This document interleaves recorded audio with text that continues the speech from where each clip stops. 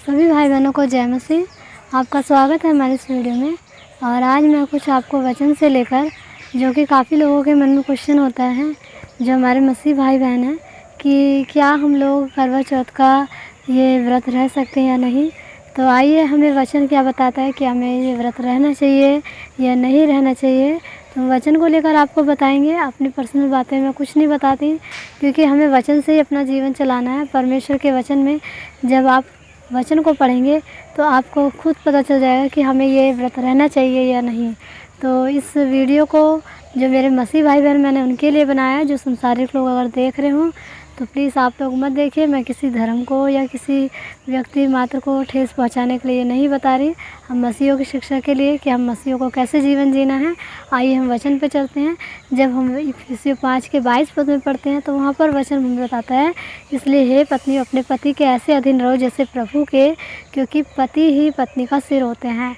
सचमुच मेरी बहनों, हमें अपने पति के अधीन रहना है, क्योंकि ये वचन हमें बताता है जितना हम अपने पति के अधीन रहेंगे, उनके साथ हम मिलजुल कर रहेंगे, प्रेम पूर्वक रहेंगे, तो ऐसा करने से हमारा जो पति, हमारे जो सर होते हैं, यानी कि हमारा सर, अगर किसी स्त्री का सर ही ना हो तो वो स्त्री कैसी अच्छी लग सकती है। नहीं, यानी कि अगर किसी स्त्री के जीवन में उसके पति का कोई महत्व ना हो तो उस स्त्री का जीवन ही बेकार है। हमें अपने पतियों को महत्व देना है, उनकी इज्जत करनी है और उनके अधीन रहना है, तभी हम उनकी आयु बढ़ा सकते हैं, क्योंकि ये वचन बताता है।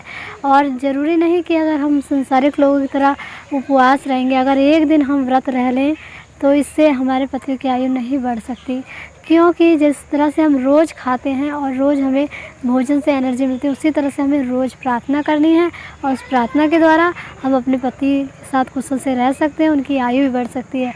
क्योंकि पुराने वचन नियम में आप पढ़ेंगे तो पुराने नियम में हमें वचन यही बताता है कि जो लोग थे, जो उस समय के लोग थे, वो परमेश्वर के अधीन रहते थे, परमेश्वर की आज्ञा में रहते थे, तो उन समय के लोगों की आयु काफ़ी होती थी, जैसा कि मैं आगे आपको वचन में बताऊंगी। और उसी तरह से जब आप वचन पढ़ेंगे यूहन्ना 1 अध्याय, तो उसमें लिखा था आदि में वचन था और वचन ही परमेश्वर था और वचन परमेश्वर के साथ था। यानी कि जो वचन की बातें हैं वही परमेश्वर, और सब कुछ परमेश्वर से उत्पन्न हुआ है। तो जब हम परमेश्वर से उत्पन्न हुए तो हमें परमेश्वर की इबादत करनी है। किसी अलग प्रकार का कोई हमें त्यौहार या किसी प्रकार का व्रत रहने की कोई आवश्यकता नहीं है, क्योंकि जो भी कुछ हमें परमेश्वर ने बनाया है, तो हम परमेश्वर के अगर अधीनता में रहेंगे, परमेश्वर के वचन में बने रहेंगे, तो परमेश्वर खुद ब खुद चाहता है कि मेरे बच्चों की आयु लंबी हो और मेरे बच्चे अधिक कुशल से रहें, वो पृथ्वी के अधिकारी हो, जैसे कि परमेश्वर ने वाचा बांधी थी अब्राहम के साथ कि मैं तेरे वंश के लोगों को आकाश के तारागण की तरह इतने कर दूंगा कि तू गिन नहीं पाएगा, बालू के कणों के बराबर कर दूंगा कि जो कि तू गिन नहीं पाएगा। सचमुच हम लोग परमेश्वर की संतान हैं, हमें परमेश्वर के वचन में बने रहना है। इसी तरह से रोमियो अध्याय 12 के 2 पद में आप पढ़ेंगे कि संसार के सदृश ना बनिए। बिल्कुल हमें संसार के सदृश नहीं बनना है।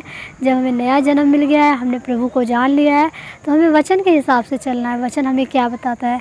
इसी तरह से जब आप उत्पत्ति 7 के 6 पद में पढ़ेंगे, उत्पत्ति 7 अध्याय के 6 पद में, वहाँ पर आप पढ़ेंगे कि जब जल प्रलय तो नूह की आयु 600 वर्ष की थी, और जब जल प्रलय समाप्त हुई 9 के 28 पद में, वहाँ पर आप पढ़ेंगे तो वहाँ पर 350 वर्ष और जीवित रहे। टोटल मिला के आप देखिए, जो नूह थे उनकी आयु 950 वर्ष की थी, क्योंकि उस समय वो लोग परमेश्वर की अधीनता में रहते थे, वो परमेश्वर की आज्ञा में बने रहते थे, खराई से चलते थे, परमेश्वर की आज्ञा के खिलाफ नहीं करते। लेकिन आज के जो लोग हैं, हम परमेश्वर की आज्ञा के खिलाफ होकर कोई देवी देवता बना लेते हैं, किसी भी मूर्ति की पूजा करते हैं, व्रत रहते हैं, तो ऐसा करके हम परमेश्वर के क्रोध को भड़काते हैं, जिससे हमारे पतियों की आयु छोटी हो रही है।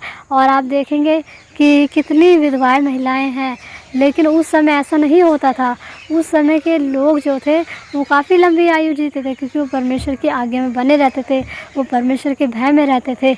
इसी तरह से जब आप आगे वचन पढ़ेंगे, उत्पत्ति 28 अध्याय जब आप पढ़ेंगे, उसमें जब आप अब्राहम के बारे में पढ़ेंगे, जो परमेश्वर के दास है, वो 175 वर्ष की आयु के हुए, इतनी वर्ष के, और सारा उनसे पहले उनकी डेथ हो गई, क्योंकि वो अपने पति के अधीन रहती थी, वो परमेश्वर की आज्ञा को। उस समय के लोग कोई करवा चौथ का व्रत, किसी प्रकार के देवी देवताओं की पूजा नहीं करते थे, और वो परमेश्वर की आज्ञा में बने रहते थे, इसलिए वो लोग इतने अधिक दिन जीवित होते थे। और आज के लोग जो नाना प्रकार के उपवास रहते हैं, करवा चौथ का व्रत या और भी कोई व्रत जो कि संसार में प्रचलन चल चुका है, तो इससे हमारे पति क्या है 100 के पास भी नहीं पहुंच पाते और लोग विधवाएं हो जा रहे हैं, महिलाएं विधवाएं हो जा रही हैं।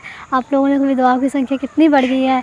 तो हमें ऐसा कोई पाप नहीं करना है, कोई गलत काम नहीं करना है जिससे हमारे पति की आयु छोटी हो, कम हो और हम दोष दें कि हमने तो उपवास रहा और परमेश्वर ने हमारे से, क्योंकि ये सब चीज़ परमेश्वर की आज्ञा के एकदम खिलाफ़ है।